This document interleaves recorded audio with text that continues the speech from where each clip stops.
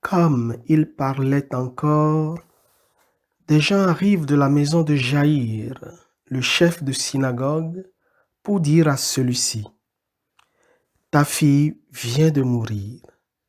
À quoi bon déranger encore le maître? Elle est terrible, cette phrase. À quoi bon déranger encore le maître? À quoi bon?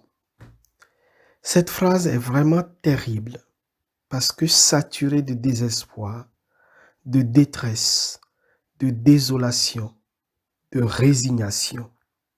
À quoi bon? C'est le cri de détresse de quelqu'un qui n'espère plus rien, qui n'attend plus rien. À quoi bon?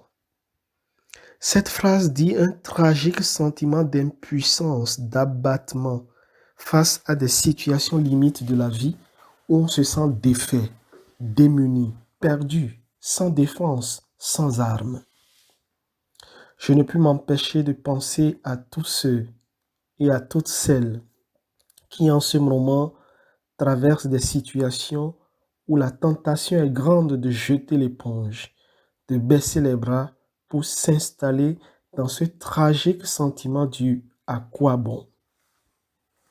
À toutes ces personnes, j'ai envie de dire, laissez l'évangile de ce 13e dimanche résonner en vous, en votre cœur.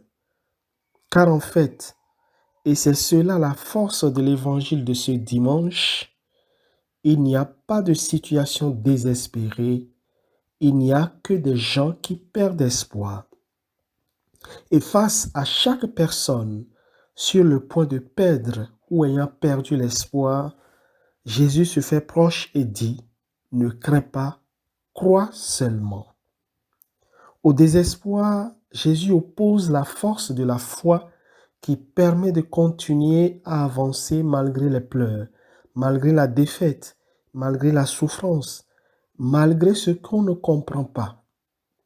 Le défaut de cette petite et fragile lumière qu'on appelle la foi, dans un moment où on touche ses propres limites, où on fait l'expérience de sa propre impuissance à changer le cours des choses, peut être tout simplement tragique.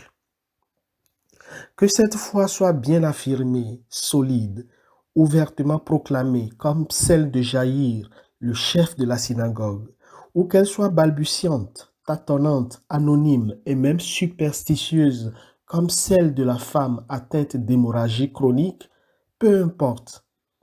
L'essentiel est dans ce mouvement vers Jésus. L'essentiel est dans notre capacité de nous tourner vers Jésus en refusant le repli sur nous-mêmes. Car le désespoir a toujours tendance à isoler celles et ceux qui en souffrent. Quand nous avons l'impression que personne ne comprend vraiment ce que nous vivons, les difficultés que nous traversons, nous avons tendance à nous couper de Dieu et à éviter le contact avec les autres. Le choix de s'isoler est tout simplement suicidaire. Nous tourner vers Dieu, désirer toucher Dieu, c'est se tourner vers la vie, c'est désirer toucher la vie. Car nous dit le livre de la sagesse, Dieu n'a pas fait la mort, il ne se réjouit pas de voir mourir les êtres vivants. Il les a tous créés pour qu'ils subsistent. Ce qui naît dans le monde est porteur de vie. Dieu est source de vie.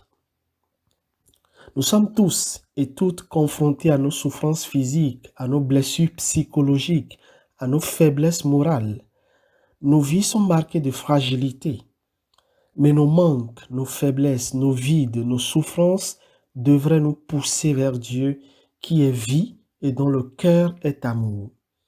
Ce sont autant de raisons de vouloir toucher le Christ, d'entrer en contact avec lui.